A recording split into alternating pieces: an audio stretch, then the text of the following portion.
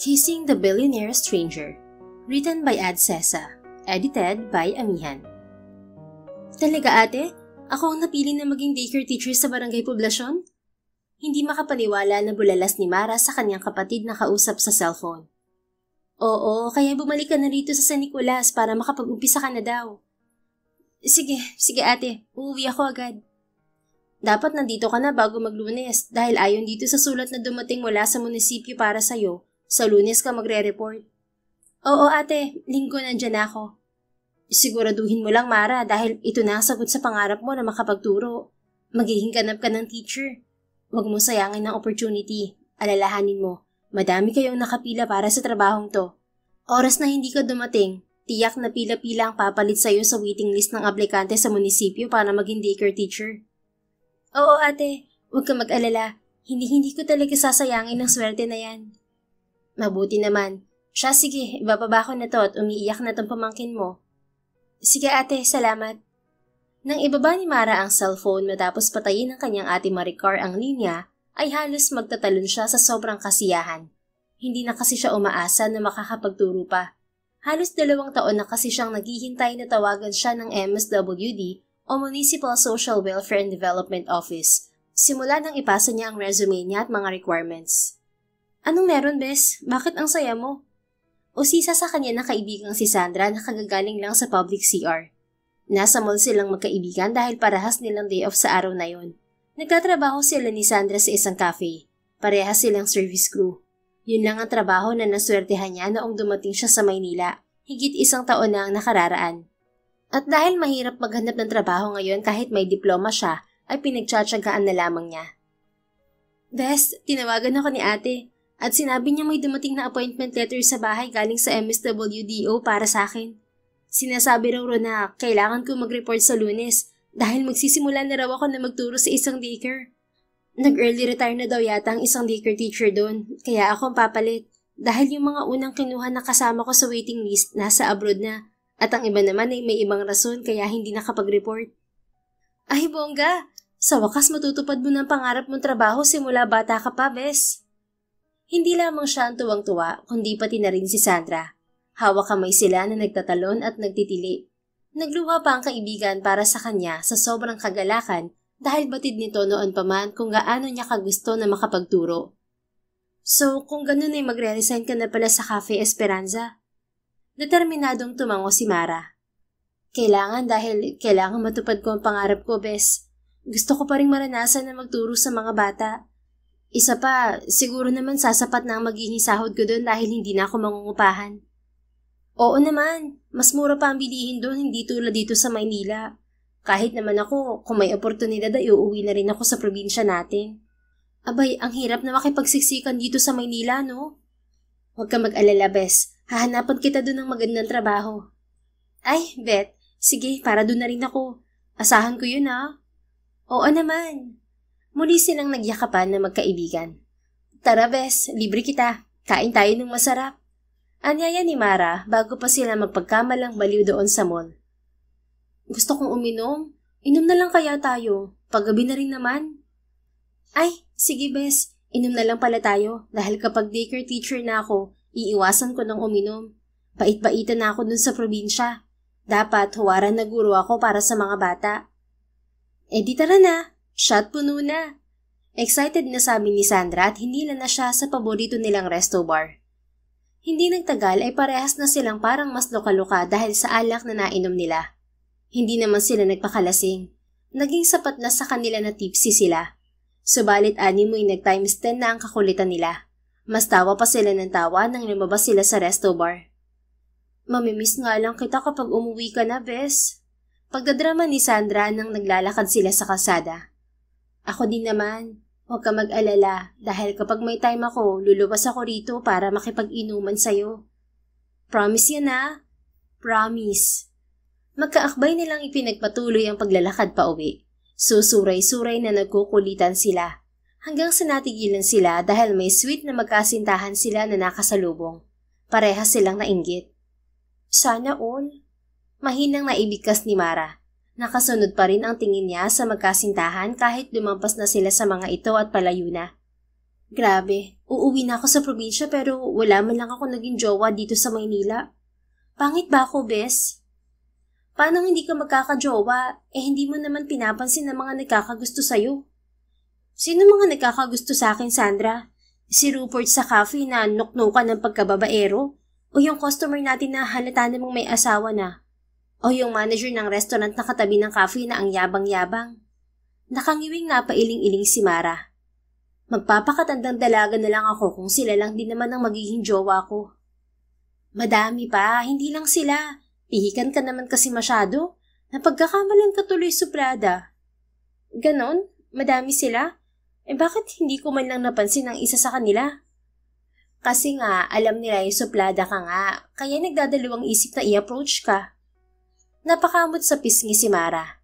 Hindi na siya nagrason pa dahil batid naman niya yon na pinapairal niya talaga ang pagiging suplada kapag wala siyang makita o maramdamang atraksyon sa isang lalaki na umaaligid sa kanya. Hindi siya yung feel na maganda kapag nililigawan. Pag ayaw niya ay busted agad. Kapag walang spark, dead man na talaga. Kung ganon, sa gabing to ibang Mara ako. Hindi suplada at hindi pihikan. Anong pinagsasasabi mo, Bes? Matamis ng ngiti niyang hinarap si Sandra. Bes, mag-deal tayo. Anong deal, Mara? Deal na bago matapos ang gabing to, magkaroon ako ng jowa. Alam mo, umuwi na lang tayo dahil imposible ang sinasabi mo. Walang imposible kay Mara ko tanda. At para maniwala ka ang unang makikita natin na lalaki ngayon, hahalikan ko agad para jowa ko na siya. Gaga, paano kung may asawang mahalikan mo? Ay, di magiging kabit niya ako. Swerte niya. Pagkasabi niyon ay humalakhak si Mara. Sira ulo ka, Bes. Halika na nga, umuwi na lang tayo. Lasing ka lang. Hindi ako lasing, Sandra. Seryoso ako sa sinasabi ko. Hahalik ako ng lalaki ngayon para bago pa man ako umuwi ng probinsya, makahalik naman ako ng taga Maynila. Wow, seryoso ka talaga? O sige, support kita dyan at sana pangit na lalaki ang unang makikita natin. Tapos mabahong hininga. Na-excite na rin si Sandra. Kahit pangit pa yan, mabaho, matanda o may diferensya, basta lalaki siya, hahalikan ko pa rin. Wag lang bata at baka makasuhan tayo ng child abuse. Sinabi mo yan, Mara, ha? Okay, game. Oo nga. Ngingiti-ngiti si Sandra na ikinawit ang kamay sa braso niya. Itinuloy nila ang paglalakad. Maya-maya lamang ay may nakatalikod na lalaki na nakita nila sa di kalayuan. Ayan, Bes, humanda ka na. Mas na-excite na sabi ni Sandra. Okay. Gamit ang palad ay pilang pinunas-punasan ni Mara ang mga labi. Huminga pa sa palad at inamoy ang hininga. Sige na, lapitan mo na siya. Bahagya siyang itinulak ng tatawa-tawang si Sandra. Nakangiting inirapan niya ito. Ipinagtabuyan pa siya nito sa pamamagitan ng senyas ng dalawang kamay. Dahil may konting tama pa rin ng alak, ay tatawa-tawa at malakas ang loob na nilapitan nga ni Mara ang lalaki. Kinalabit niya ito dahil nakatalikod ito at may kausap sa phone. Pagkalingon sa kanya ay ikinulong niya agad ang mukha nito sa mga palad niya at hinalikan sa labi. Gulat naman ang lalaki.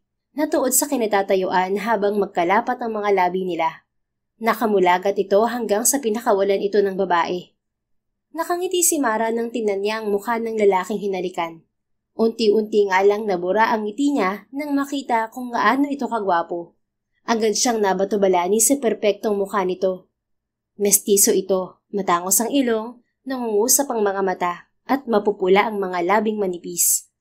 Ang lalaki ay hindi mailalayo sa itsura ng mga lalaking artista na napapanood sa TV. Bes, halika na! Tawag ni Sandra. Hila-hila siya nito hanggang sa makalayo sila sa lalaki. Gaga ka, tinutuo mo talaga. Hingal na sabi ni Sandra. Bes, ang gwapo niya. Andi mo'y nahipnotismo pa rin saad ni Mara. Napalingon pa siya sa pagnanais na makita pa kahit likod ng lalaki. Tumigil ka nga, tama na kabaliwan na to. Tara na't umuwi na tayo. Baka mamaya niyan may kasama pala siyang jowa o asawa. Sigurin pa tayo dito. May pagkabaliw ka din minsan. Humagigig si Mara at nagpatianod sa kanyang kaibigan. Hindi siya nababahala kahit nang mawala ang alak sa dugo niya dahil tiwala naman siya na hindi na niya makikita pa ang lalaki na hinalikan. Kahit na nagwapuhan siya dito ay inalis niya agad ito sa isip niya. Siguradong matagal ulit bago siya makakabalik sa Maynila kaya imposible na magkukrus pa ulit ang landas nila. Nang dumating ang araw ng pag-alis ni Mara ay naging madamdami ng paghihiwalay nila ni Sandra. Iyakan sila at yakapan.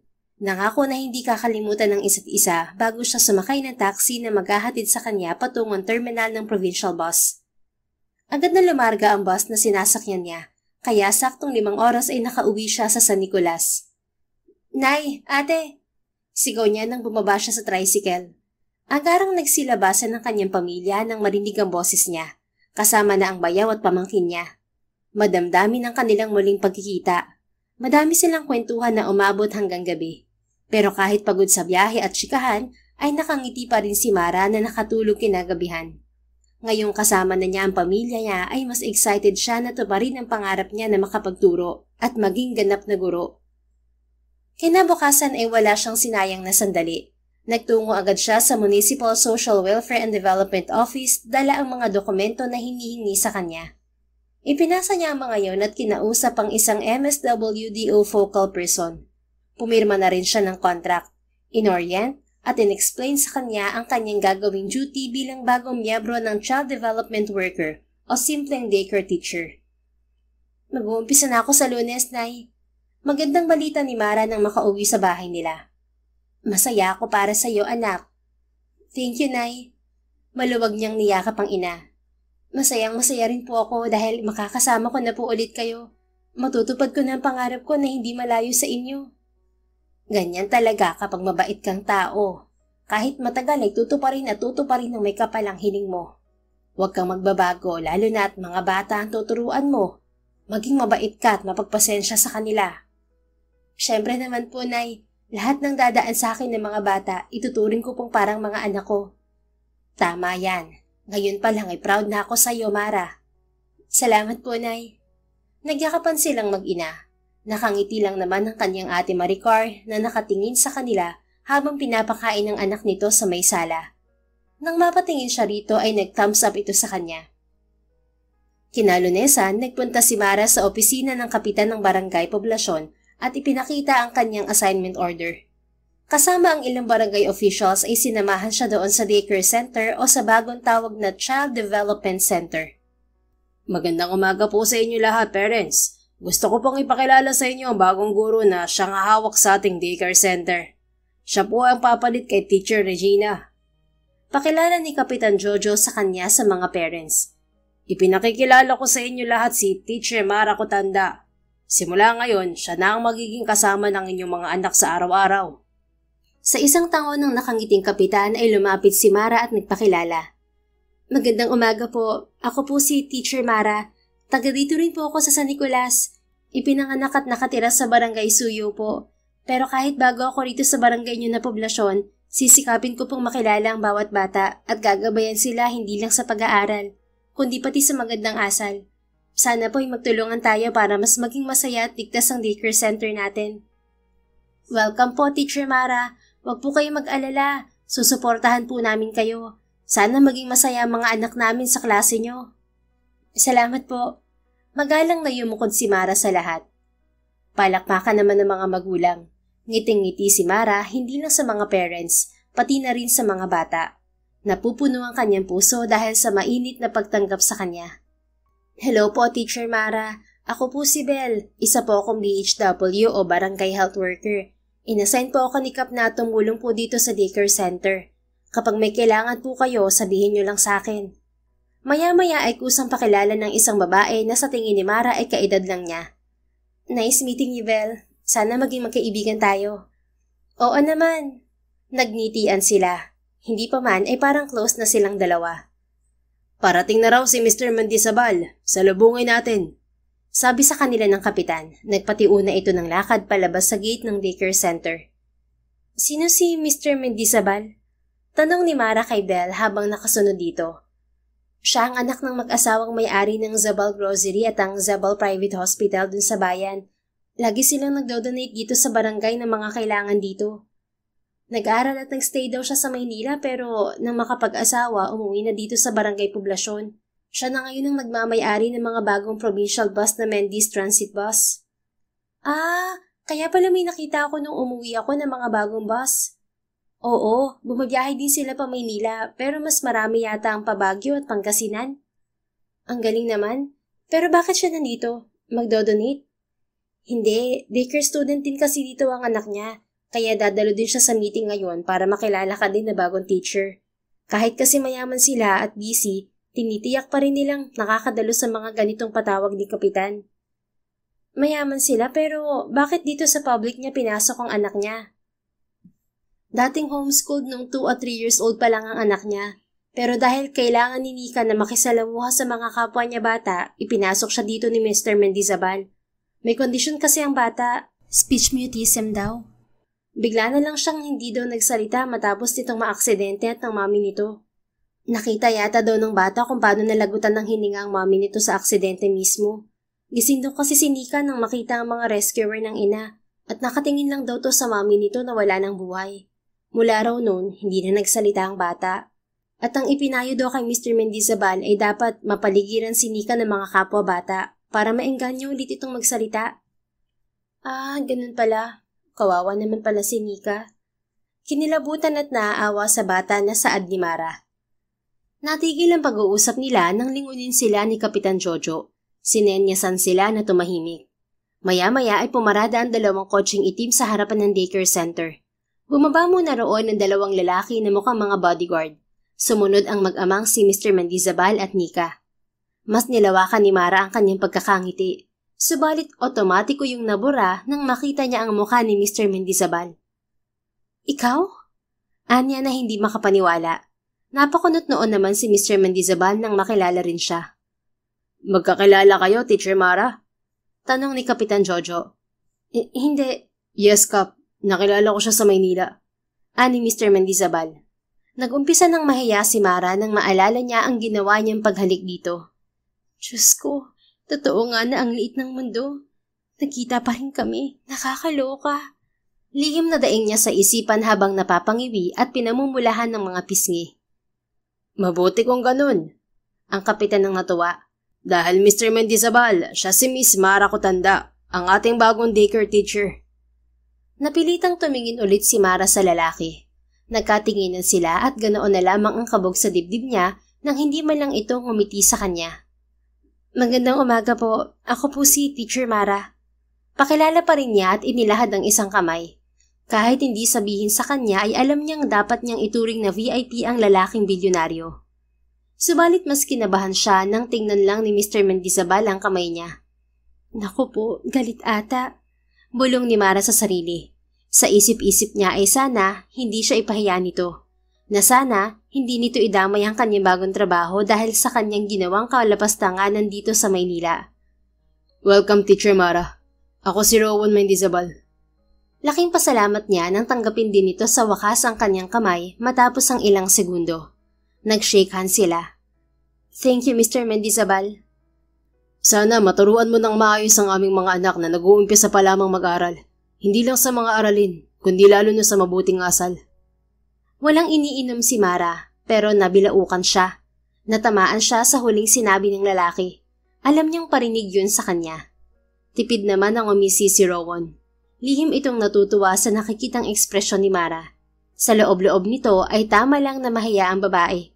Dahil sinong matinong tao ang manghahalik na lang bigla ng lalaki sa kalsada. Tapos, teacher pa pala. Tara na sa loob, ituloy natin ang orientation. Sabi ulit ni Kapitan Jojo. Sasabay sana si Mara kay Belle upang makaiwas kahit saglit lang kay Rowan. Pero nagbago ang isip niya nang mabaling ang tingin niya sa batang babae na walang imik at nakatayo lamang sa tabi ni Rowan. May kip-kip itong cute na manika. Hi, ako si Teacher Mara. Lumuhod siya sa harapan ng bata para magpantay ang kanilang tingin. Anong pangalan mo? May alam ka na ba tungkol sa anak ko? Tanong ni Rowan. Tiningala niya ito bago sumagot. Oo, nasabi na sa akin. Hinayaan na siya ni Rowan nang ibalik niya ang tingin sa bata. Magiliw nang initian niya ulit to. Ikaw si Nika, di ba? Nice meeting you, Nika. Hindi sumagot ang bata. Wala ring reaksyon. Blanko ang ekspresyon ng mukha na nakatingin lamang sa kanya. Nalungkot siya para sa bata. Ang liit pa nito para pagdaanan ng isang malaking trauma. Let's go. Punta na tayo sa classmates mo. Hindi naaalis ang matamis niyang ngiti na anyaya sa bata. Inilahad niya ang kamay dito. Nang hindi kumilos si Nika ay si Rowan na ang naglagay ng kamay ng anak sa kamay ni Mara. Hinawakan naman ni Mara ang maliit na kamay ng bata at marahang niyakan hanggang sa loob ng classroom. Maingat niya itong pinaupo. Maya-maya ay sa mga bata naman nagpakilala si Mara. Sinimulan niya ang klase niya sa ganoon muna kasimple na interaction na nagtapos sa masaya nilang kainan dahil nang libre ng masarap na tanghalian si Rowan. Laking pasalamat ni Mara dahil kahit nagkaroon ng salo-salo ay hindi nangyari na mabigyan sila ni Rowan ng pagkakataon para makapag-usap. Maliban sa iwas na iwas kasi siya ay lagi itong kinakausap ng mga barangay officials. Natapos ang araw na yon na hindi kinain ng kahihiyan si Mara. Ang hindi niya inasahan, sa sumunod na araw ay si Rowan pa rin ang naghatid kay Nika. Nakibantay rin ito sa anak katulad ng ibang parents. Ilang beses tuloy na nawala si Mara sa focus sa pagtuturo. Nagkanda-utal-utal at nataranta siya. Wala bang yaya si Nika? Tanong niya kay Belle nang nag-a-activity na ang mga bata. Nagkakrayola sila sa module at inaalalayan ng mga magulang ang mga anak. Unang araw pa lamang ng klase na siya ang teacher, kaya hinahayaan muna ni Mara na kasama ng mga bata ang mga parents para hindi mabigla ang mga ito. Alam ko meron. Bakit mo na itanong Teacher Mara? Wala naman. Nagtataka lang ako kung bakit daddy niya ang nagbabantay sa kanya. Baka po day off. Baka nga. Napatingin sa dako nilang nag-uusap si Rowan. Naramdaman yata ni ito ang pinag-uusapan nila. Nagbisi-bisihan siya sa pagtingin sa drawer ng kanyang desk. Nagkunwaring may hinahanap siya roon. Ang gwapo ni Mr. Mendizabal, ano? Kinilig namang turan ni Belle. Nanunuksong irap ang iginawad niya rito. Hindi na nakatingin sa kanya si Rowan kaya kumampante siya ulit. Nagagwapuhan lang ako sa kanya katulad ng iba, pero walang ibig sabihin yun. May boyfriend na akong afam at ikakasal na ako next year. Ay, bongga. Congrats kung ganun. Thank you. Kinilig si Belle. Naalala ang nobyo na nasa ibang bansa. Ikaw, Teacher Mara, may boyfriend ka na rin? Wala pa. Ang daming gwapo sa Maynila, wala kang boyfriend doon? Nabisi kasi ako sa trabaho ko doon kaya wala akong naging time sa pakikipagrelasyon. Kaya pala. Nakalabing tumango-tango si Belle. Di kawasay napasulyap kay Rowan. Hindi kaya si Mr. Mendizabal ang meant to be mo, Teacher Mara? Gwapo siya, maganda ka. Wala na siyang asawa, wala kang boyfriend. Pak, bagay kayong dalawa. Uy, bunganga mo. Bahagya niya itong pinalo sa braso. Napahagik-gik si Belle. Mabuti na lamang at may nagpa-check na sa kanya na bata. Magilo niya yung tsinekan ng pulang ballpen at tinatakan ng very good. Ang galing mo nang mag-color. Puring sabi niya sa bata bago ito tinatakan ng star sa kamay. Tuwang-tuwa ang bata pati ang nakaagapay rito na nanay nito. Sunod-sunod na ang mga bata kaya hindi na sila nakapagkwentuhan pa ni Belle. Hanggang si Nika na ang nagpa-check. Very good, Nika. Puri niya sa bata. Mas matamis ng ngiti ang iginawad niya rito. Sino naturo sa'yo na mag-color? Ang daddy mo ba? Tanong niya para sana ay sumagot. Ayan, 2 star para sa'yo. Do you like it? Sabi pa niya kahit hindi sumasagot ang bata. Kinuha ni Nika ang papel at bumalik na sa upuan. Naiwan si Rowan sa harapan ni Mara. Mag-usap tayo mamaya, Teacher Mara. Ipapasundo kita sa driver ko around 8 o'clock sa bahay niyo. Let's have dinner. Nito. Bakit hindi na lang tayo mag-usap ngayon, Mr. Mendizabal? Hindi tungkol sa daycare o ano kung pag-uusapan natin, kundi tungkol sa ginawa mo sa Maynila. Napakabilis na nagkulay kamatis ang mukha ni Mara dahil sa hiya. Hindi siya nakaimik. I'll see you tonight. Pagkasabi niyon ay umalis na si Rowan. Pinuntahan na ang anak. Napabuga naman ng hangin si Mara. Imbes kasi na masiyahan siya dahil may lalaking nagyayaya sa kanya ng dinner, ay nangangamba siya.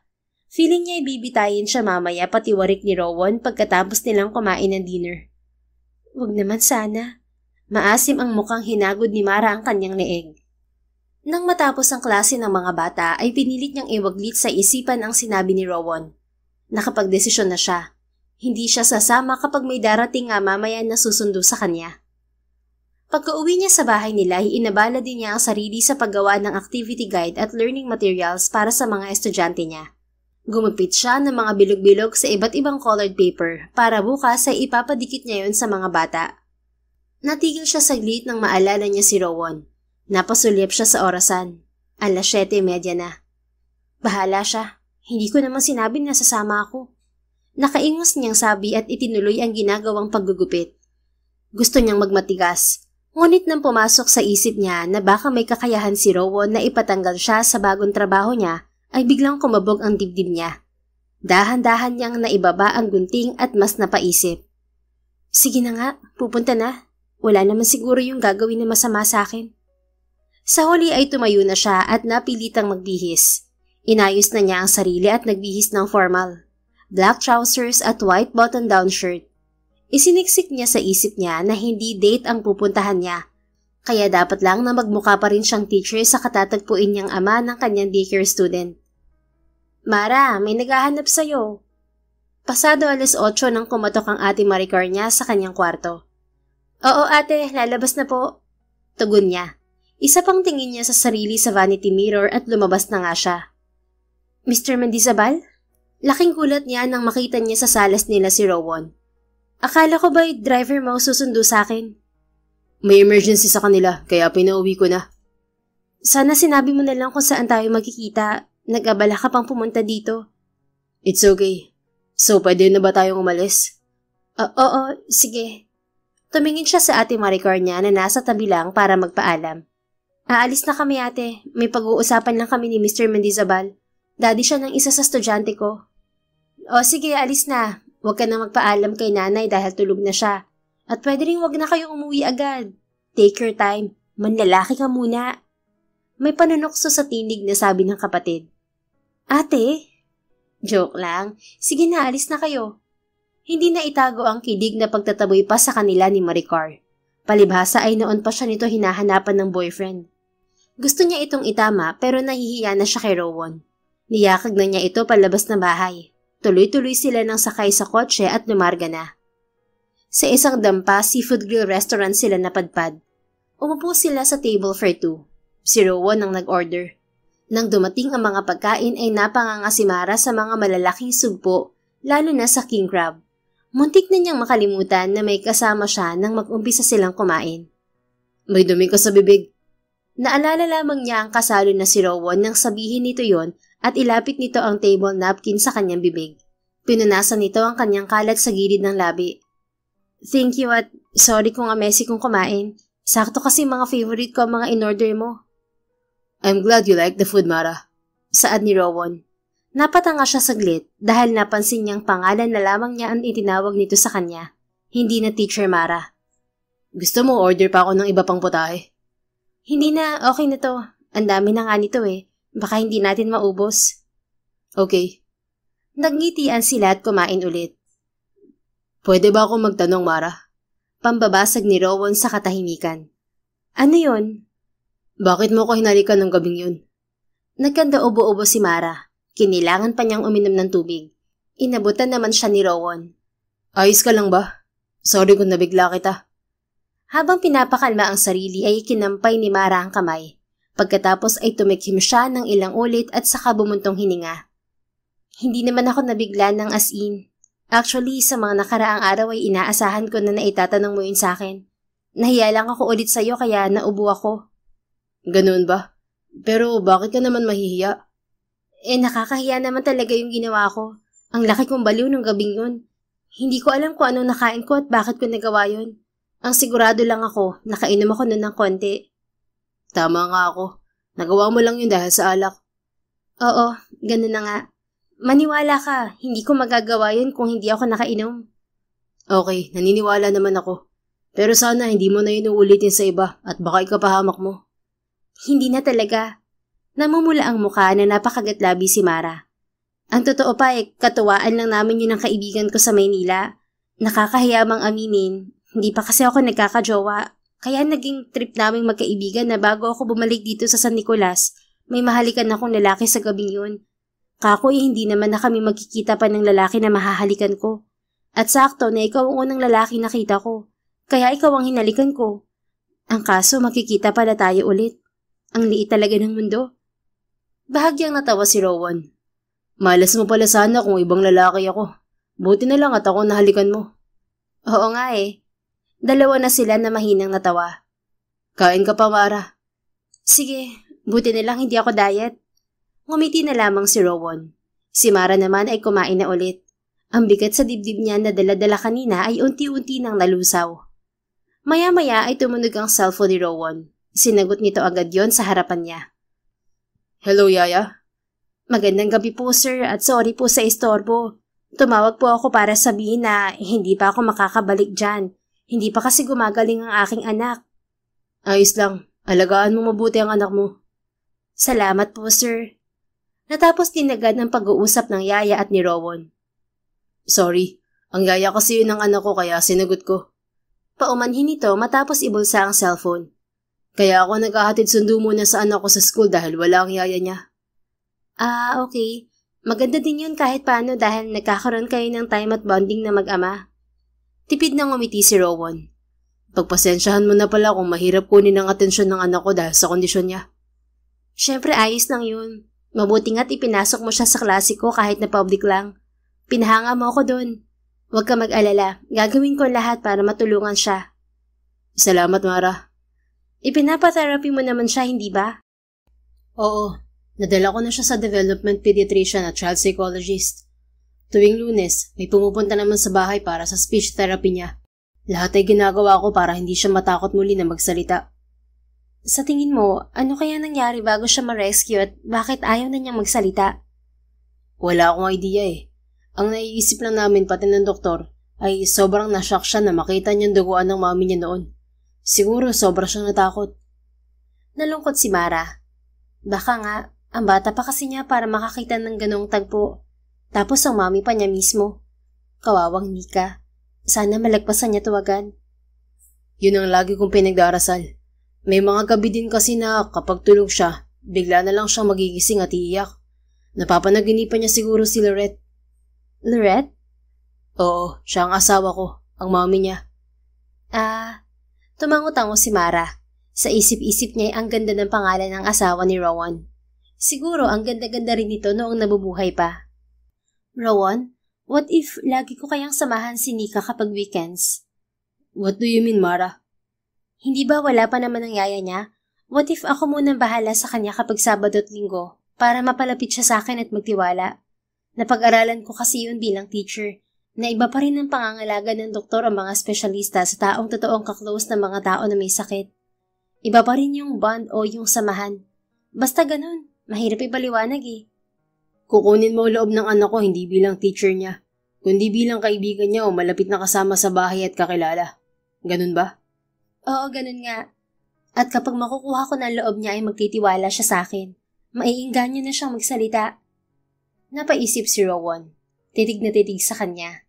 Pangiti-ngiti naman siya para ipakitang totoo siya sa mga sinabi. Hindi ba nakakahiya sa'yo, Mara? Hindi yun kasama sa trabaho mo bilang child development worker o teacher. Ayos lang. Anak ko na rin si Nika dahil para sa akin, mga anak ko na rin ng mga estudyante ko. Dapat nang na maglaan ako ng time na tulungan siya. Muli ay napaisip si Rowan. Huwag ka na mag-isip. Umuo ka na. Wala naman akong ginagawa kapag Sabado at Linggo. Ilalaan ko na lang yung oras na yon para kay Nika. Nakatulong pa ako. Isa pa ay may atraso ako sa'yo. Yung hinalikan kita bigla, pambawi ko na to sa'yo. Kung totoo ka sa sinasabi mo, ngayon pa lang nagpapasalamat na ako sa'yo, Mara. Oo naman, at huwag ka mag-alala. Gagawin ko ang lahat ng alam kong paraan para matulungan si Nika. Hindi ko tatanggihan ng tulong mo kung ganun. And don't worry dahil ipapasundo kita lagi. No, hindi pala. Ako na lang pala ang palaging susundo sa'yo sa bahay niyo. Okay naman kahit ipasundo mo na lang ako. Alam kong busy ka na tao. Kung kaya mong isakripisyo ang oras mo para sa anak ko, marapat lang din na isakripisyo ko ang ilang oras ko para sa'yo, Mara. Sige na nga, ikaw ang bahala. Matamis silang nagngitian sa isa't isa. Nailang nga lang siya sa huli dahil napatitig na sa kanya si Rowan. Ikinabahala niya tuloy na kung araw-araw ay makakasama niya si Rowan at ganito ito kabait, ay baka hindi na siya mailang. Baka kiligin na siya ng tuluyan. Pagsapit ng Sabado, maaga pa lamang ay sinundo nga ni Rowan si Mara. Narinig ng dalaga ang busina ng kotse nito sa labas. May pagmamadali niyang niretouch ang manipis niyang makeup sa muka. Kanina pa kasi siya naghihintay sa pagdating nito. Mara, nandito na ang sundo mo. Sabi ng ate Maricar niya nang katukin siya ulit nito sa kwarto. Hindi na ito nagtataka sa pagdating ulit ni Rowan sa bahay nila dahil noong isang araw pa niya nasabi rito ang pagboboluntaryo niyang tulungan ng anak ni Rowan. Pinayagan naman siya dahil naawa rin ng ate at nanay niya sa bata. Sige ate. Dinampot niya ang bag at aalis na sana, pero natigil siya sa may pinto nang mapansin niya ang ate niya nangingiti-ngiti. Nanunukso na naman ang tingin nito sa kanya. Ano na naman ate? Wala, may sinasabi ba ako? Ate, wala kang sinasabi, pero yung ngiti mo parang ang daming gustong ipahiwatig. Kinikilig lang ako. Bawal na bang kiligin, kapatid? Tumirik ang mga mata niya. Ate naman ipinaliwanag ko na sa'yo kung bakit ako lagi sinusundo ni Rowan, di ba? Hindi ka dapat kinikilig dyan. Nakakahiya, baka makita ka niya. Hayaan mo na. Masaya lang ako na makita kong may kasundo kang lalaki at pinupuntahan ka pa dito sa bahay. Hindi ako sanay Parang sinabi mo na wala man lang nandigaw sa akin Maktol niya. Natawa si Maricar. Lumakad na ito paalis. Thank you Lord dahil tinantanan na siya nito. Nagbuntong hininga naman siya bago nilabas si Rowan. Let's go. Anyaya agad nito nang makita siya. Sige. Pinagbuksan siya nito ng pinto ng sasakyan. Kinilig siya dahil feeling special siya. Sinaway lang ni Mara ang sarili nang makita niya sa bintana ng salas niya ang nanay at ate niya. Mas kinikilig ang dalawa kaya nahiya ang kilig niya. Binilisan na niya ang pagsakay. Okay lang ba sa nanay at ate mo ang setup natin? Hindi ba sila tumutol dahil wala ka ng pahinga? Pati Sabado at Linggo ibibigay mo pa para sa anak ko. Ayos lang. Actually, sinabi nila na ipagdarasal nila si Nika na umayos na ang lagay niya. Napangiti ang lalaki. Binuhay ang makina ng sasakyan at umalis na sila. Pagdating nila sa bahay ni Rowan ay nakita agad ni Mara si Nika na nakaabang sa kanilang pagdating. May hawak tong manika. Nasa likod dito ang isang babae na malamang ay kasambahay. Hi Nika, good morning. Nakikilala mo ba ako? Ako si Teacher Mara. Bati niya sa bata nang makababa sila sa kotse ni Rowan. As usual, walang naging reaksyon ng bata. Nakatingin lang sa kanya, kukurap-kurap. Gusto mo bang mag-play? Ang sabi ni daddy mo madami ka raw toys. Play tayo? Hindi man sumagot ay biglang talikod si Nika at nagtatakbo sa isang banda. Papunta po siguro siya sa playroom niya, ma'am. Sabi ng kasambahay kay Mara. Ngumiti siya rito bago nilingon si Rowan na nasa likod niya. Pwede ko ba siyang puntahan? Oo naman. Feel at home, Mara. Mabilis na ngang sumunod si Mara sa bata. Humantong sila ni Nika sa malawak na kwarto. Ang playroom ng bata na punong-puno ng iba't ibang laruan. Ang kanyang inner child ay sobrang natuwa. Ang ganda naman ng mga laruan mo, Nika. Hindi pa rin sumagot ang bata. Sa halip ay kumuha ito ng manika at ibinigay sa kanya. Oh, thank you. Natouch niyang pasasalamat. Natuwa siya dahil kahit pala sa loob ng bahay ay sweet at mabait si Nika sa kabila ng kondisyon nito. Wala sa loob na nakabig niya ito at maluwag na niyakap. Gusto mo bang mag-play? Tanong niya nang agad din niya itong pinakawalan. Kumislap ang mga mata ng bata. Sapat na yun para maunawaan niya ang kasagutan nito kahit hindi ito magsalita. Halika, laro tayo. Anyaya niya't umupo sa may puzzle mat na sahig. Come. Abot niya rito nang hindi tuminag. Lumapit ang bata, umupo rin ng pakrus. Ang cute naman ng doll na to. Does she have a name? Siyempre, walang sagot. Nilalaro na ni Nika ang lagi nitong yakap-yakap na manika. Saglit na nabura ang ngiti sa mga labi ni Mara. Parang may pumiga sa puso niya. Malamang kung walang pinagdadaanan ng bata ay ang kulit-kulit din siguro nito katulad ng mga kaedad nito. She wanted once more to reach for the child and hold her in a comforting embrace. She wanted to assure her that everything will be alright. Pinigilan niya lamang ang sarili at baka mabigla na niya ang bata. Ibinalik na niya ang ngiti sa labi at muling kinausap ang bata habang nakikipaglaro. Nang mapagod ay nanood naman sila sa tablet nito. Mas nag-enjoy siya dahil nakakatawa ang cartoons na pinapanood nila. Naabala lamang sila nang may tumikhim sa may pinto. Sabay silang napatingin ni Nika noon. Ang ipinagtaka ni Mara ay nang biglang tago ang bata sa kanyang likod. Halatang natakot sa bagong dating na dalaga. Naningkit ang mga mata ni Mara, nakaamoy siya ng hindi tama. Sino ka? Bagong yaya ka ba ng pamangkin ko? Tanong ng babaeng nasa pinto at nakahalukip-kip ang mga kamay. Mukhang mataray. Sasagot at magpapakilala sana si Mara pero nakita niyang sumulpot na rin si Rowan. No, Millet. Siya si Mara. Teacher siya ni Nico sa daycare. Sagot ni Rowan sa babae. Katulad ng mga kontrabida sa mga drama ay napakabilis na nagbago ang ekspresyon ng mukha ng babaeng Millet ang pangalan. Ang bait-bait na ng pagkakangiti nito. Ah, ganun ba? Akala ko kung sino na. Malambing na kumapit si Millet sa braso ni Rowan. By the way, kumain ka na ba? Hindi pa pero bala kong kumain sa labas kasama si Mara at si Nika. Do you want to come with us? What? Kasama ang teacher? Bakit? Sino ba siya? Parang tutor lang naman siya ni Nika. Mara is a friend, Millet. Hindi siya tutor na tulad sa inakala mo. Kumalas ito sa pagkakakapit kay Rowan. Nag-cross arms ulit at mataray na sinulyapan si Mara. Sasama ka ba, Millet? Tanong ng lalaki dito. Hindi na, kayo na lang. Hindi ako kumakain kasamang hindi ko kilala. Sa kwarto na lang ako. Okay, pero kailan ka pala dumating? Kanina lang. Yun lang at lumakad na paalis ang ma-attitude na dalaga. Napailing-iling na lamang si Rowan. Si Mara ay madaling hinarap naman si Nika. Hinawakan niya ito sa magkabilang balikat. Nika, bakit? Bakit parang takot ka? Takot talaga siya kay Millet dahil hindi sila magkasundo na magtita. Just like what you saw, medyo spoiled brat kasi si Millet. Wala siyang amor sa bata. Kapag makulit si Nika, sinisigawan niya.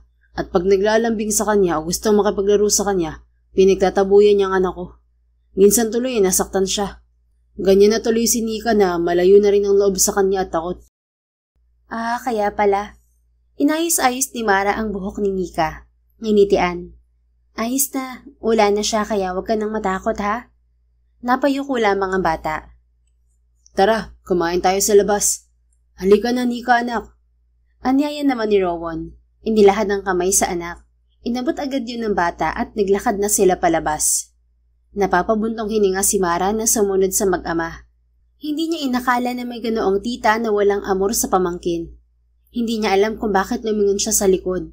Doon ay nakita niya si Millet na nakatayo sa isang bukas na pinto ng isang kwarto sa dulo. Napakasungit pa rin ang itsura na nakatingin sa kanya. Nagliliyab ang mga mata nito sa galit. Mara, halika na. Tawag ni Rowan na umuntag sa kanya. Oo. Balik niya ng tingin sa harapan at nang muli niyang lingunin si Millet ay wala na ito sa may pinto. Napahugot ng napakalalim na buntong hininga si Mara bago inihakbang ang mga paa pasunod ulit sa mag-ama. Sa isang Korean restaurant sila kumain. Animoy isang ulirang ina si Mara na nag-aasikaso kay Nika. Lihim na napapangiti tuloy si Rowan sa nakikitang closeness agad ng dalawa. Kahit hindi umiimik ay alam niya na masaya ang kanyang anak. Nang natapos ang pagkain nila ay namasyal naman sila sa mall.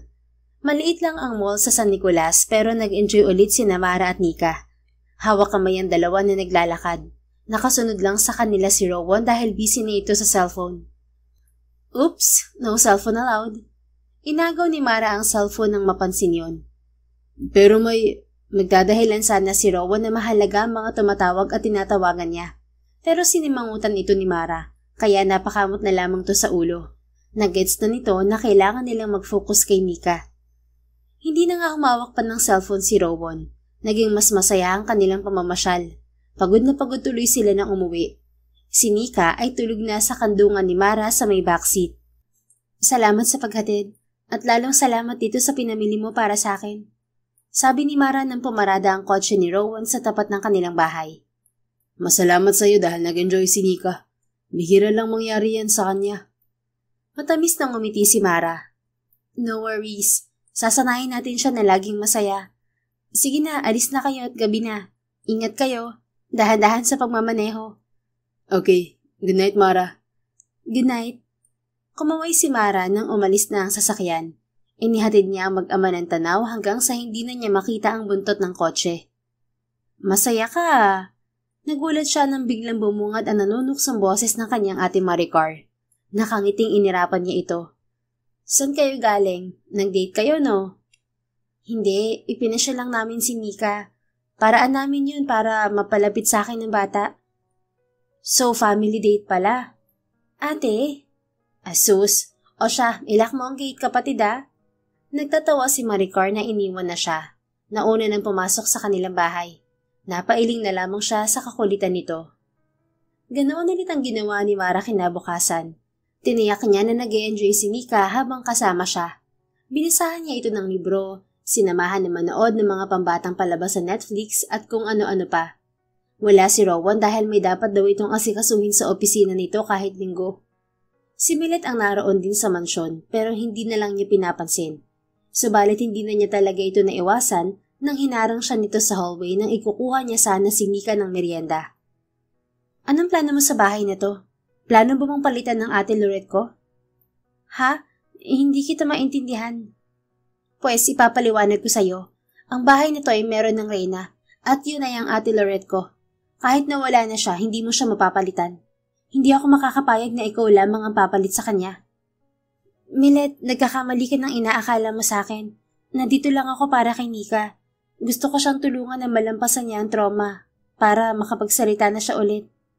Sinungaling. Kung ayaw mong maniwala, bahala ka. Lalampasan na sana ni Mara ang malditang dalaga, ngunit nagpahabol si Millet. Huwag kang nagmamagaling dahil daycare teacher ka lang, hindi ka doktor. Nalungkot si Mara sa sinabing yun nito. Kung iisipin ay may punto kasi to. Sabi na lamang niya sa sarili na wala namang masama sa kanyang ginagawa. Kung hindi uubra at hindi pa rin makakapagsalita si Nika, at least may ginawa siya. Huwag ka nang babalik dito.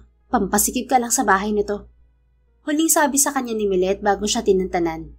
Naginhawaan si Mara sa pag-alis nito. Subalit na bahala siya nang mapansin niya si Nika na nakasilip sa pinto ng kwarto nito. Itsurang takot ito na nakatingin sa kanya. Agad niya itong nilapitan. Nag-usap lang kami ng tita Millet mo, Nika. Sandilat, ikukuha na kita ng merienda. Pumasok na ang bata sa kwarto. Isinara nito ang pinto. Napakamot na lamang ng ulo si Mara nang ituloy niya ang pagtungo sa kusina. Ayaw man niya ay nagdududa na siya sa ikinikilos ni Millet at Nika sa isa't isa. Parang hindi talaga normal. Sigurado siyang may mali. Natapos ang araw na yon at umuwi siya na kinukutkot siya ng katanungang ano kaya ang mali na yun sa magtiyahin. Hindi tuloy siya kaagad nakatulog. Kinailangan pa niyang manood ng K-drama para mapagod ang kanyang mga mata. Sa kabilang banda, hindi rin makatulog si Rowan kaya nagpapahangin siya sa teresa ng kanyang kwarto. Nag-iisip ng kung ano-ano, na maya-maya ay napupunta kay Mara. Ayaw man niya ay naiisip niya talaga ang dalagang daycare teacher. At sa tuwin ay napapangiti siya kapag naaalala niya ang ginawa nitong paghalik sa kanya doon sa Maynila. Pasaway na Mara. Buti na lamang talaga at siya ang nahalikan nito. Bakit hindi ka pa natutulog, Rowan? Bigla ay sulpot ni Millet. Nagulat siya kaya sa lubong ang mga kilay na nilingon niya ito. Hindi talaga siya naglalak ng pinto dahil kay Nika, kaya hindi na siya nagtaka kung bakit ito nakapasok. Ang ipinagtataka niya ay kung bakit ito pumasok. Lumalim ang gatla sa noo niya nang makita niya ang sexing suot ng pantulog ng dalaga. Isang negligee. Halos kita na ang buong katawan nito dahil kay nipis din ng mga suot nitong panloob. See-through pa yata na panty at bra. Ang lamig ano? Gusto mo magpainit? Nanghahalinan na sabi ni Millet. Nagumpisa na itong maghubad sa napakabagal na paraan. Nang aakit. Anong ginagawa mo, Millet? Anyang hindi natutuwa. Kapatid lamang ang turing niya dito. Ni Katiting ay wala siyang naramdaman dito na paghanga bilang opposite sex. Dali-dali niyang hindi lang kumot sa kanyang kama at ibinalabal sa maalindog na katawan ng hipag. Rowan, ayaw mo ba talaga sa akin? Ayaw mo ba ng katawan ko? Hindi ba ako sexy katulad ni Ate Lorette? Tumigil ka, Millet. Umalis ka na. Lumabas ka na sa kwarto ko. Hindi nagpatinag ang dalaga. Sinubukan pa rin siya nitong akitin. I like you, Rowan. Mahal na mahal din kita katulad ni ate. Stop it, Millet. Bago pa man dumampi sa kanyang dibdib ang mga kamay ng pasaway na dalaga, ay hinuli na yun ni Rowan. At tawagin mo akong kuya dahil bayaw mo ko. Umayos ka. Ayoko. Ang gusto ko'y tawagin kitang asawa ko. Nababaliw ka na. Umalis ka rito. Kabastusan man ay kinaladkad ni Rowan ng hipag hanggang pinto. Pinagbagsakan niya ito ng pinto at nilakan. Grabe ang kabog ng dibdib niya na umupo sa gilid ng kama. Napahilamo siya sa muka at napasabunot ng buhok. Noon pa man ay halata na niya ang kakaibang kilos ni Millet. Hindi siya tanga para hindi niya maramdaman na may gusto ito sa kanya. Siya lang ang madalas na gumagawa ng paraan para makaiwas sa mga tukso nito. Lorette, ano bang gagawin ko sa kapatid mo? Please help me, hon. Usal niya at napahilamos sa muka. Kinabukasan ay saka na lamang ulit nagkita sina Rowan at Mara nang ihatid nito si Nika sa school. Nagtratuhan sila na parang hindi close sa isa't isa. Iniwasan nila na makagawa ng kilos na mapapansin ng mga ibang parents, lalo na kay Belle. Kahit nang uwian ay si Nika lamang ang kinausap ni Mara. Good job, Nika. See you again tomorrow, okay? Tumango ang bata na ikinalaki ng mga mata nila ni Rowan. Agad na napaluhod si Rowan sa harap ng anak. Hinawakan nito sa isang kamay. Nika, anak? Anang lalaki, subalit hindi naman ito alam ang sasabihin. Nika, basahin mo ang book na binabasa natin ha? Pagsalo rito ni Mara. Yun na ang hindi tinugon ng bata. Kumurap na napatingin lang to sa kanya. Nginitian ito ni Mara. Tumayo naman si Rowan na napahimas batok. Hinawakan ito ni Mara sa balikat. Kahit sa tinginan lang nila ay nagkaunawaan sila na wag bibiglain si Nika. Let's go, anak, sabi na ni Rowan. Inakay na nito ang anak papasok sa kotse. Ingat kayo. Pahabol na kaway ni Mara sa mga ito. Ang bait talaga niyang ama. Kung iba lang yan, siguradong yaya o katulong ang maghahatid sundo sa anak niya. Asawa ko nga na walang pera ay kinahihiya na samahan ng anak dito. Umabsent na lang daw ako kaysa siyang maghatid. Narinig ni Mara na sabi ng isang parent na may kataba ang babae. Napangiti siya dahil kahit siya man ay hangang-hanga talaga kay Rowan. Ibang-iba ito sa mga ama na nakikita niya. Isa ito sa ama na pinagmamalaki ang anak. Mabilis na sumapit ng Sabado. Sinundo nga ulit ni Rowan si Mara. Subalit nagulat siya nang hindi naman sa bahay nila ang naging destinasyon nila. Bakit tayo nandito, Rowan? Gusto ko munang magkape. Samahan mo ko, Mara. Paano si Nika? Baka hinihintay na niya ako. Don't worry dahil nakabalik na ang yaya niya. Okay. Tara na, kape tayo. Nagpatianod si Mara nang iginiya siya nito sa isang cafe na kahanga-hanga ang ambience. Tanaw mula roon ang nagfafag ng mga bundok ng San Nicolas. Saktong-sakto ang malamig na paligid para maengganyo talagang magkape roon ang mga tao. Ito ang paboritong lugar ni Lorette dito sa San Nicolas, sabi ni Rowan. Tipid na ngumiti lang si Mara. Ang swerte ni Lorette dahil kitang-kita pa rin na mahal ito ni Rowan. Kapag nakikita ko tong cafe, naaalala ko siya. At kaya kita dinala rito para sa susunod na mapadpad ako rito. Ikaw na maalala ko, Mara. Aw, daing niya. Napaso siya ng kaping mainit na saktong hinigop niya. Nagulat kasi siya sa huling sinabi ni Rowan. Ayos ka lang, Mara? Oo. Ikaw naman kasi kung ano-ano sinasabi mo. Sorry kung nagulat kita, pero totoo yun, Mara. Gusto ko nang tuluyang kalimutan si Lorette dahil alam ko nahihirapan din siya kung nasan man siya kapag patuloy akong nangungulila sa kanya. Gusto ko na siyang pagpahingahin ng tuluyan, pati dito sa puso ko. Sabagay, tama ka. Minsan kailangan nga natin silang palayain para matahimik sila. At sana tulungan mo ko, Mara. Pasalamat talaga siya dahil hindi siya ulit humihigop ng kape. Dahil tiyak na naibuga sana niya yun sa mukha ni Rowan. I like you, Mara. Simpleng sabi pa ni Rowan pero parang naging granada yun nang sumabog sa harapan ni Mara. Anong sinasabi mo? Sabi ko'y gusto kita. Gusto kitang ligawan. Ano? Dalaga ka, balo naman ako. Walang masama, hindi ba? Kinailangan na talagang lumagok pa ng kape si Mara para kumalma siya. Nawala sa isip niya na mas nakakanerbiyos pala ang kape. Muntik na tuloy siyang magpalpitate. Napangiti naman si Rowan sa kanyang reaksyon. Alam ko na, nagpa-prank ka, no? Biro ni Mara upang mawala kahit konti ang kanyang nerbiyos. Hindi ako marunong mag-prank. Bahagyang natawa si Rowan. Cute na cute ito sa panguso at pagkunot noon niya. Alam mo, ubusin na natin tong mga in-order mo at umuwi na tayo. May reading session pa kami ni Nika. Kailangan yun para maengganyo rin siyang magsalita. Halatadong pag-iiba ni Mara sa usapan. Ayaw mo ba sa akin dahil balo na ako at single dad pa? Ano bang pinagsasabi mo? Wala namang masama kung balo ka at single dad. Kahanga-hanga nga mga katangian mo eh. Kahit sino magkakagusto sa'yo. Kung ganun bakit parang ayaw mo sa akin? Hindi naman sa ganun. So may pag-asa ako? Rowan, please. Huwag tayong magmadali sa bagay na yan. Bumuntong hininga ito. Sumimsim din ng kape bago ulit nagsalita. Nagmamadali na kasi talaga ako. Si Millet, may problema ako sa kanya. Ha? Anong problema sa kanya? Kagabi pumasok siya sa kwarto ko at sinubukan akong akitin. Lumuwa ang mga mata ni Mara. Ano? Inilabas na ng tuluyan ni Rowan ang dahilan ng parang pagiging atat nito sa pag-amin ng nararamdaman. Para ko na siyang kapatid, kaya sobra ako na-disappoint sa inasal niya. Hindi ko may paliwanag ang nararamdaman ko nang makita ko siyang ganun ka-agresibo. Ano na lang kaya ang mararamdaman ni Lorette kung nakita niya yun? May gusto sa'yo ang sister-in-law mo? Kaya pala. Anong kaya pala, Mara? Kaya pala ang sama ng tingin niya sa akin lagi. Pinagsabihan pa akong huwag magmagaling.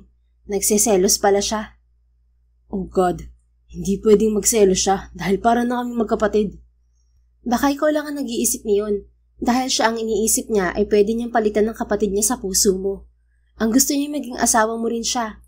Mahal ka niya, hindi lang bilang bayaw, kundi higit pa. At malamang isinisikreto lang niya yun sa matagal ng panahon. No way, hindi pwede yun. Ikaw na nagsabi, Rowan, na sinusubukan kanyang akitin kagabi. Ibig sabihin, desidido na siya sa balak niya. Malamang ay na-threaten siya dahil sa akin. Problemadong nahimas-himas ni Rowan ang noo. Rowan, kung dahil lamang kay Millet kaya gusto mo akong ligawan, ay huwag mong gawin. Ang mabuti mong gawin ay kausapin siya. Halika, umuwi na tayo sa inyo. Kausapin mo siya. Ipaliwanag mo sa kanya na hindi pwede ang gusto niyang mangyari. Pero totoo ang sinasabi ko na gusto kita. Hindi lang yun dahil kay Millet. Please, Rowan, tama na yan. Halika na, umuwi na tayo. Tumayo na si Mara. Hindi na niya hinayaan na makapagsalita pa ng kung ano si Rowan. Sapagkat ang totoo ay nasasaktan lamang siya. Masakit na umamin sa kanyang lalaki dahil lang kailangan, at hindi dahil totoong mahal siya. Masakit ang lalamunan niya at nangingilid ang mga luha niyang lumabas sa cafe, na hindi niya alam kung nakasunod sa kanya si Rowan. Namalayan na lamang niya na malapit na siya sa kotse nito. Ikinurap-kurap niya ang mga mata upang hindi tuluyang magbagsakan ng kanyang mga luha. Thankful siya dahil wala na ang masakit sa lalamunan niya nang makasunod sa kanya si Rowan. Tahimik silang sumakay. Balot sila ng katahimikan hanggang makarating sa mansyon. Buti dumating kayo, sir. Natataranta na lapit sa kanila ng yaya nang makarating sila at makababa sa kotse. Yaya, bakit? Sir, si Nika. Hindi ko makita dito sa mansyon. Nawawala siya. Kanina ko pa siya hinahanap. Paano nawawala siya? Nagalit po kasi si Mamilit sa kanya kaya nagtatakbo siya. Hinabol ko siya pero hindi ko na nakita kung saan siya nagpunta, sir. Wala mang naging reaksyon si Mara ay nagdudumali naman siyang pumasok sa malaking bahay. Agad niyang hinanap si Nika. Nika? Nika? Tawag niya nang makarating siya sa kwarto ng bata. Wala nga doon ng bata. Lumabas siya upang hanapin pa ito. Subalit tinarangan siya ni Millet sa may hallway. Bakit nandito ka na naman, teacher? Hindi ba't sinabi ko na sa'yo no huwag ka nang babalik dito? Excuse me lang, Millet ah. Kailangan ko hanapin si Nika. Wala kang pakialam kay Nika. Isa ka lamang teacher kaya huwag kang feeling nanay. Please, Millet. Mamaya mo na ako awayin. Kakainis ka. Feelingera. Itinulak siya nito sa balikat kaya napahawak siya rito sa braso. Nainis na rin siya pero ipinikit na lamang niya ang mga mata. Bumuntong hininga. Aalpasan na sana niya si Millet subalit bigla ay sinunggaban siya nito sa buhok. Kung ayaw mong umalis ng kusa ay halika. Akong kakadadkad sa'yo paalis dito. Millet, nasasaktan ako. Ano ba? Dapat lang sa'yo na malandi ka. Hinila pa siya ni Millet sa buhok. Napapangiwi na lamang siya. Anong ginagawa mo kay Mara, Millet? Bungad ni Rowan. Bitiwan mo siya. Sinaklolohan agad nito si Mara. Nga lang ay ayaw talagang bitiwan ni Millet ang buhok niya. Hindi ko siya bibitiwan dahil paaalisin ko siya sa bahay na to. Masyado siyang epal. Hindi mo magagawa yan dahil bisita ko siya.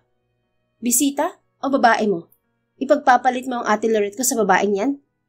Walang masama kung ganun nga dahil wala na ang ate Lorette mo, Millet. Hindi pwede. Ako lamang ang pwedeng pumalit kay ate na asawa mo. Ipinangako ko yun sa kanya. At hindi ba nung sinabi ko na aalagaan kita ay pumayag ka? Ibig sabihin ay dapat ako ang susunod na asawa mo. Kilabutan ka sa sinasabi mo, Millet. Hindi yun mangyayari. Kapatid lamang ang turing ko sa'yo. Hindi. Hindi tayo magkapatid. Ginawa ko na lahat para magkasama tayo. Naghintay na rin ako. Hindi ako papayag na lahat ng ginawa ko ay ang babaeng to ang makikinabang. Marahas na hinila ni Milet ang hawak-hawak na buhok ni Mara. Mamamatay muna siya katulad ni ate bago mangyari ang gusto niya ng teacher na to, Rowan. Halos maiyak na si Mara sa nararamdamang sakit.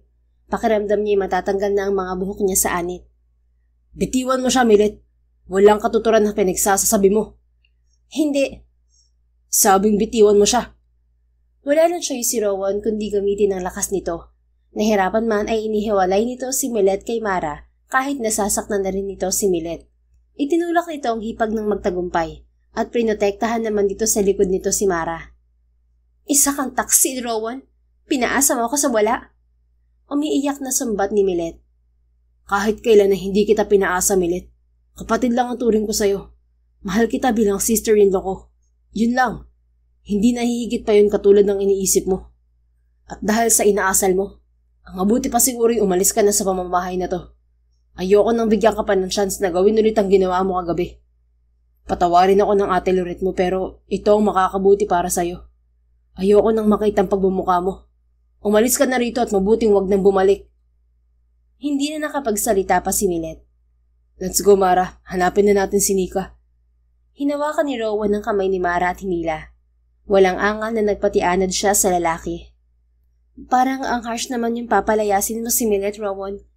Saka lamang siya nagsalita nang nakalabas sila. Wala na siya sa matinong pag-iisip. Isa pa, sa nalaman ko na dahil na naman sa kanya kaya nawawala ngayon si Nika. Tuluyan ang naubos ang pasensya ko sa kanya. Lahat na ng pag-unawa ko ibinigay ko sa kanya, pero sumusobra na siya. But don't worry, itutuloy ko naman ang pagtulong sa kanya kapag may kailangan siya. Ayoko lang na tumira pa siya dito. Sa bagay, kung hindi rin naman sila magkasundo ni Nika, mabuting ang paghiwalayin mo sila. Baka mas natutrauma si Nika dahil sa ugali ng tita niya. Pansin ko kasi na parang takot na takot siya kay Milet lagi. Yun din ang naisip ko. Halos sabay silang nagbuntong hininga. Pero nasan kaya si Nika, Rowan? Wala ka bang maisip kung saan siya nagpunta? Hindi ko alam. Hindi ako makapag-isip ng maayos. Kumalma ka lang. Baka nasa tabi-tabi lang siya. Sana nga. Nagumpisa na silang galugarin ang buong lugar ng mansyon kasama ang mga bodyguards ni Rowan at driver. Hanggang sa may tumawag sa cellphone ng isang bodyguard. May bata daw po na nakita ang isang gwardya, nakakilala ko dito, sir. Nandun daw po sa likod ng bakanting bahay ang bata. Babae daw po at mukhang si Nika po. Hihintayin na lang daw po ng kakilala ko ang pagdating natin doon. Hindi raw po niya nilalapitan ng bata dahil parang natatakot. Binabantayan na lang daw niya sa di kalayuan. Good. Ako ang lalapit at kakausap sa anak ko. Sabi ni Rowan. Mas maganda siguro kung ako na lang ang gagawa niyon, Rowan. Baka mahihiya o matakot lamang siya sa'yo. Presenta ni Mara. Napaisip si Rowan. Inaamin nito na kahit mag-ama ito at si Nika ay hindi sila ganoon ka-close dahil noong buhay si Loret ay ipinabayan nito rito ang pag-aalaga sa kanilang anak. Busy rin kasi ito noon sa kakapatayo lamang na Mendes Transit Bus. Nagmistula lamang itong ulirang ama nang mawala si Loret. Ipinangako kasi nito sa asawa na aalagaan itong mabuti si Nika. Nalungkot ang mukha ni Rowan. Nakaramdam ito ng hiya sa asawa dahil parang nabibigo na nito si Loret sa pangako nito. Tara na, Rowan. Untag dito ni Mara. Tumango na lamang ito at sumunod sa mabilis na paglalakad. Pagdating nila doon ay ipinaubaya na nga nito kay Mara ang pakikipag-usap sa anak nito. Ikaw na ang bahala, Mara. Sige, hintayin niyo na lang kami dito. Lumakad na si Mara patungo sa likod ng bahay. Nakita nga niya roon si Nika. Nakaupo ang bata sa katamtamang laki na bato. Malungkot ang mukha habang nakatungo. Nika? Nag-angat agad ito ng ulo nang marinig ang kanyang boses. Kahit papaano ay umaliwalas ang mukha nito. Pwedeng makiupo?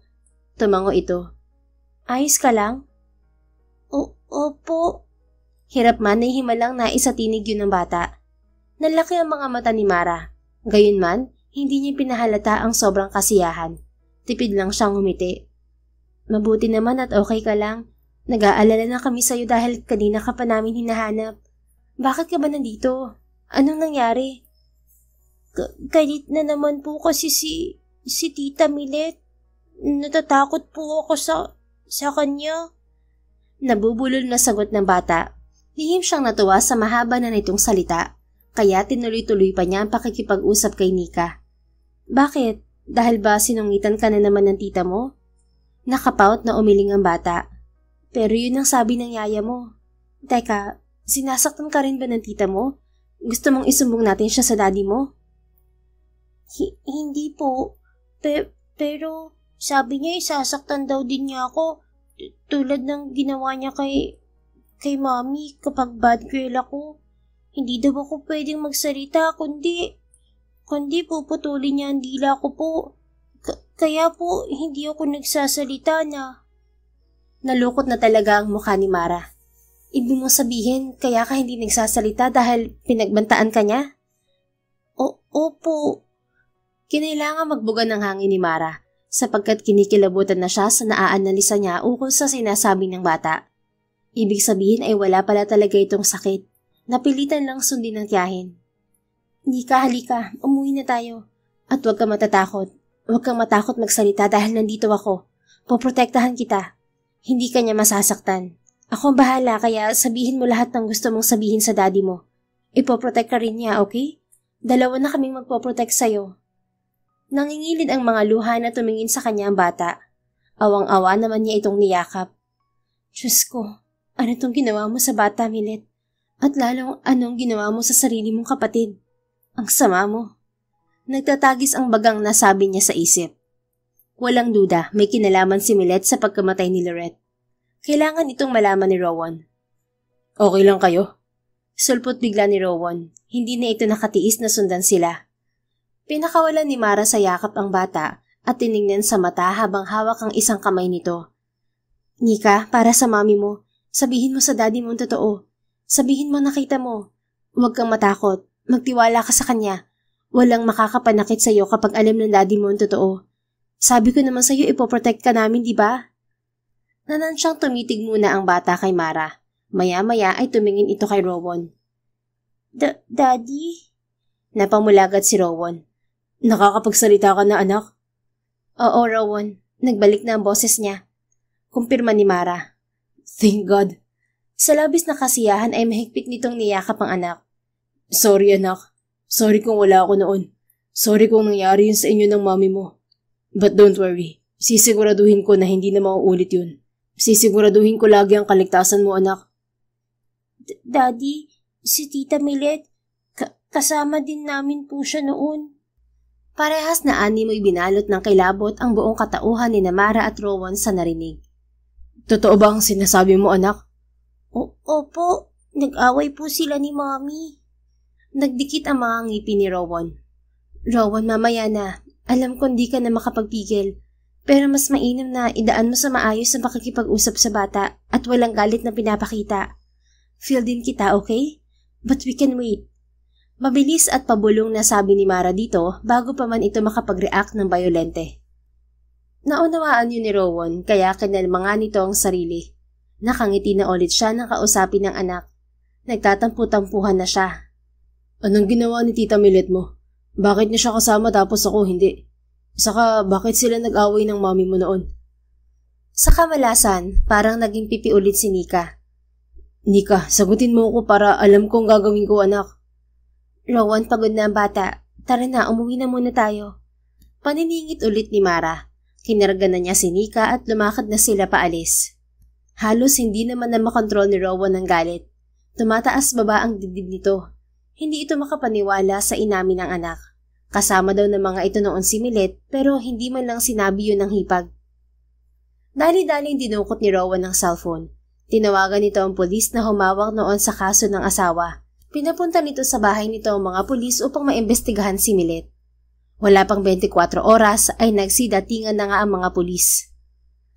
Ngayon lang ulit nakapagsalita ang batang yan. Paano pinaniniwalaan niyo siya? Angil agad ni Milet na kasalukuyang inuusig ni Rowan. Umamin ka na lang, Milet. Anong nangyari? Anong ginawa mo sa asawa ko noon? Galit ng bulyaw ni Rowan. Wala akong aaminin dahil hindi ko sila kasama noon. Sige, panindigan mo yan. Pero wag ka munang pakampante dahil pabubuksan ko ulit ang investigasyon. Titiyakin ko na mabubulo ka sa bilangguan oras na mapatunayang nandun ka rin sa kotse at may ginawa ka sa mag-ina ko. Eh di gawin mo, ngayon na. Palibhasa ay maldita talaga ito ay walang takot ito na humakbang na paalis. Ni hindi nito inalintana ang mga polis na dumating. Nagkatinginan na lamang sina Rowan at Mara. Umalis na rin pati ang mga pulis at dinala na ng yaya si Nika sa kwarto nito. Nagulat na lamang siya nang yakapin siya nito imbes na sumagot. Pero saglit lamang ay hinagod-hagod niya ito sa likod.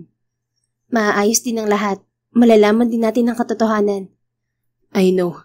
Hindi ko lang matanggap na nag-alaga ako ng traidor. Itinuring ko siyang kapatid pero bakit ganito? Sorry pero hindi ko alam ang sagot, Rowan. Basta ang alam ko lang, malapit mo nang malaman ang katotohanan. Dahan-dahanin lang natin si Nika at siguradong sasabihin din niya ang lahat kapag komportable na siya at tiwalang poprotektahan natin siya. Tumangot-ango sa kanyang balikat si Rowan. Ilang sandali na nakayakap lamang ito sa kanya. Magiging busy ako, Mara. Okay lang ba kung hihilingin ko na maghintay ka sa akin? Ngumiti siya. Di kawasay hinaplos niya ang pisngi nito. Ayusin mo ang dapat mong ayusin. Nandun lang ako sa daycare center. Nagtuturo ng mga bata. Kapag wala naman ako doon, nandun lang ako sa bahay. Gumagawa ng activity o kaya naman nanonood ng K-drama. Pupuntahan kita. Hintayin mo lang ako. Maraming tango ang itinugo ni Mara. Maya-maya ay sinil siya ni Rowan ng marubdob na halik. Tinugon naman niya yon ng walang pagdadalawang isip. Hindi na niya kailangang kapain ang damdamin dahil batid na niya at sigurado na siya na may puwang ito sa puso niya. Mahal na niya ito. Sila ni Nika. Hindi pa rin niya gusto na palitan sa buhay ng mag-ama si Lorette dahil imposible yon lalo na kay Nika. Ang gusto lang niya ay makasama rin ang mga ito bilang pamilya kung pagbibigyan siya. Lumipas ang mga araw. Wala nang ang Rowan na nakita pa si Mara. Ang naghahatid sundo na kasi kay Nika ay ang yaya nito. Good morning, Nika. Bati niya nang makita ang estudyante. Good morning, Teacher Mara. Hinawakan niya ito sa tuktok ng ulo habang nakipagnitian siya kay Yaya Berna. Sunod ay ang ibang bata naman ang pinansin niya hanggang sa nagsimula at natapos ulit ang klase nila. Sakto na tumunog ang kanyang cellphone. Tumatawag si Sandra na kaibigan niya sa Maynila. Kamusta ang teacher? Busy masyado at hindi na ako maalala? Bahagya siyang natawa sa hirit agad ng kaibigan. Umuwi ka na kasi dito sa San Nicolas, Sandra. Kung namimiss mo ang maganda mong kaibigan. Ay, sorry pero wala akong kaibigan dyan na maganda. Wala kang jowa yun eh. Paano naging maganda? Che. Nagtawanan silang magkaibigan at nagkwentuhan pa ng kung ano-ano. Pero hindi pa niya nababanggit dito na muli silang pinagtagpo ng lalaking hinalikan niya sa Maynila. Aasarin lang kasi siya nito. Hanggang sinatigilan si Mara dahil may kotseng pumarada sa harapan ng daycare center. At nang lumabas ang tao mula sa loob ay unti-unti siyang napanganga. Hoy Mara, andyan ka pa? Bes, mag-usap ulit tayo sa susunod. Tatawagan kita. Bakit? May gagawin ka na ba? Oo, dumating na ang jowa ko. Weh. Napangiti na siya nang magsalubong ang tingin nila ng lalaking bumaba sa kotse. Si Rowan. Kahit hindi pa niya pinapatay ang tawag ng kaibigan ay inilapag na niya ang cellphone sa desk at nagdudumaling lumabas. Hi. Bati sa kanya ng tila mas gumwapo pang si Rowan. Hello, naligaw ka? Hindi ako naligaw, Teacher Mara. Dito talaga ang punta ko. Oo. Sinusundo mo siguro si Nika. Kaso wala na siya, tapos na ang klase kanina pa. Baka nasa bahay niyo na siya. Yeah, tumawag nga ang yaya niya na nakarating na daw sila sa bahay. Hindi na niya alam ang sasabihin, kaya tumangot-tango siya habang nakangiti. Para na siyang buwang. Iba ang susunduin ko, Teacher Mara. Siya yung babaeng sinabi ko na hihintayin niya ako dahil madami pa akong ayusin. Kay bilis na nagkulay kamatis ang mga pisngi ni Mara. Ikaw yun, hindi ba? Ako nga yata. Pero para makasiguro tayo, ano bang pangalan ng babaeng pinaghihintay mo? Maang-maangan na rin niya. Natawa na sila pareha sa parang tangang ginagawa nila. At sa isang iglap ay nakabilanggo na si Mara sa mga bisig ni Rowan. I missed you, Mara ko tanda. Madamdamin nitong sabi. Namula ang mga mata ni Mara sa nagbabadyang mga luha dahil sa nag-uumapaw na kasiyahan. Namiss mo ba ako? Sobrang namiss. Miss na miss kita, Mr. Rowan Mandizabal. Masaya ako na bumalik ka na at natapos na sa mga gawain mo. Nang marinig yon ay hinuli ni Rowan ang kanyang mga labi at buong pagmamahal na hinalikan. Tila wala nang bukas na nilasap nila ang labi ng isa't isa. Wala silang pakialam kung may makakita pa. Deserve nila na muling malasap ang pag-iibigan nila matapos ang ilang araw na pagtitiis. I love you. Anas ni Rowan nang kinailangan nilang lumanghap ng hangin. And I love you too. Nagyakapan sila. Di naman nila ang init ng kanilang pagmamahalan. Buti na lang wala ka ng estudyante. Nakatawang saad ni Rowan nang humupa ang pagkamis nila sa isa't isa. Oo nga siguradong tanggal sana ako dahil sa skandal. PDA na pala tayo sa kasada. Diyos ko. Mahinang natawa si Rowan. Bilisan mo kasi. Magligpit ka na para makauwi na tayo. Oo na, heto na. Patakbo na pumasok sa loob ng classroom si Mara. Iniligpit na nga niya ang dapat iligpit. Nang bigla ay may naalala siya. Teka Rowan, bakit pala nandito ka na? Tapos na bang inaasikaso mo? Oo, kahapon lang. Anong nangyari kay Milet? Nakakulong na siya. Pinagbabayaran na niya ang kasalanan niya. So, tama nga na may ginawa siyang masama sa sarili niyang kapatid? Oo. Ayon sa mga nakuhang ebidensya sa mga dashcam at CCTV, totoo na kasama nga ni Nick at Lorette si Milet nung araw na yun. Umamin din si Milet. Siya rin mismo ang nagkwento sa mga wala sa kamera. At nangyari daw ang aksidente dahil kinumpronta ni Lorette si Milet sa nakita nitong larawan ko sa drawer ni Milet. Pinaamin niya si Milet kung may gusto ba siya sa akin. Nagalit si Milet at nag-away sila. Sa pagtatalo nila, hindi na malaya ni Lorette na napabayaan na niyang manibela. Doon na nabangga ang sasakyan. Ang ikinagalit ko ng sobra ay ang malaman kong buhay pa noon ang asawa ko.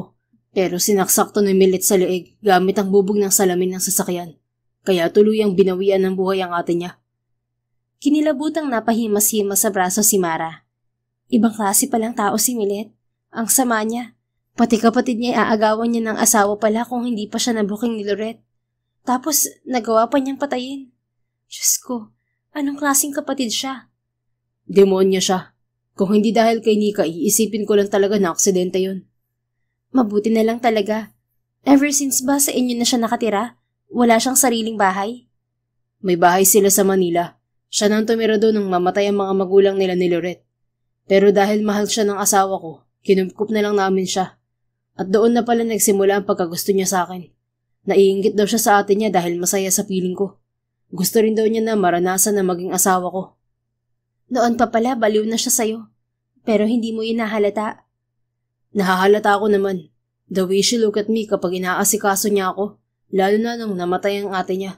Pero para sa akin wala kasing mali siya yun. Para pala sa kanya iba na yun. Ang pagmamahal nga naman, nakakabaliw.